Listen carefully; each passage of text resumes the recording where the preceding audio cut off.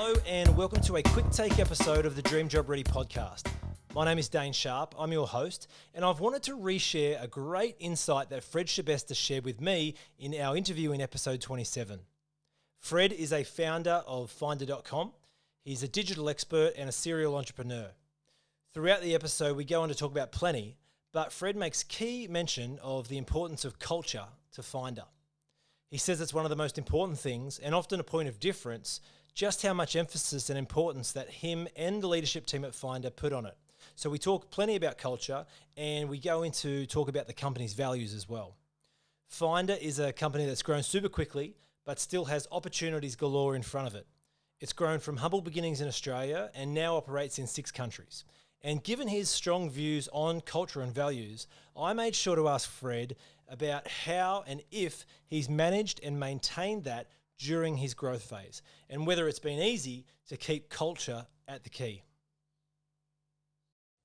Yeah, it's not been easy, and it took, we probably got it wrong a few times and then we fixed it. I think it comes back to having some pretty strong shared and understood behaviors and values, and hiring the right people that uphold that and make value-based decisions. And that sounds kind of, cliche to some extent, but it actually starts from there, I realize. And I think some companies, they have values that hang on the wall and no one knows them. But I think at Finder, like, we talk about them every day. They're woven into the company. They're in our lexicon. And once you see that and experience that, you're like, oh, I know what that is. I know what's valued in the company. And that's why we use that language continuously.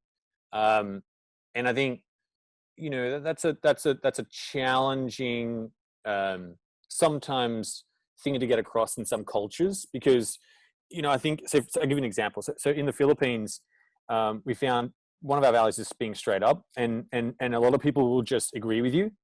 And, you'll ask straight out to their face, what don't you agree with this? And they don't want to do that. That's not what they're taught in their culture. They're taught to respect their leaders and, not directly confront. And that's taken a while to sort of, find a happy balance between. I think, you take, say, the UK and the US. The US is extraordinarily direct, very to your face. And if you then talk back, directly and say the opposite, they'll actually respect that even more and be comfortable with that. Whereas, in the UK, you're kind of a little bit more passive and polite. And you can kind of say stuff very, I guess, indirectly, but it can be very strong. And that sort of tends to work a little bit better. And I think that's just being culturally sensitive to the evolution of what those values mean.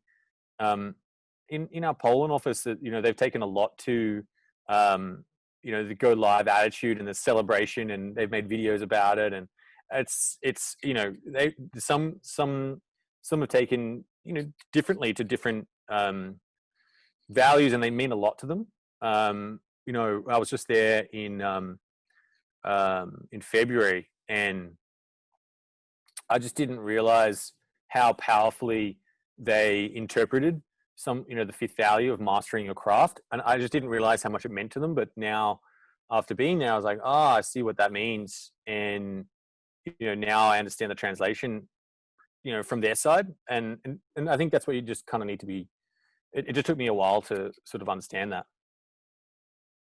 Okay, that was Fred Schebesta from our episode 27, stressing his opinion and sharing his thoughts on the importance of culture and values.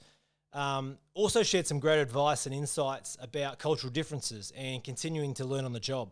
I think it's great that a leader such as Fred, who's seen great success to date in his career, is continuing to learn as well. That's very humbling. Look, I hope you found this quick take episode interesting and helpful. Please go and listen to the entire interview I did with Fred in episode 27 if you did enjoy this and haven't listened to that already. And be sure to do a good deed today and share Dream Job Ready with someone you know, or feel free to share this episode on your socials. Until next time, be good and good luck getting your next dream job. Please note that the opinions of guests are their own and not those of the companies they have worked for.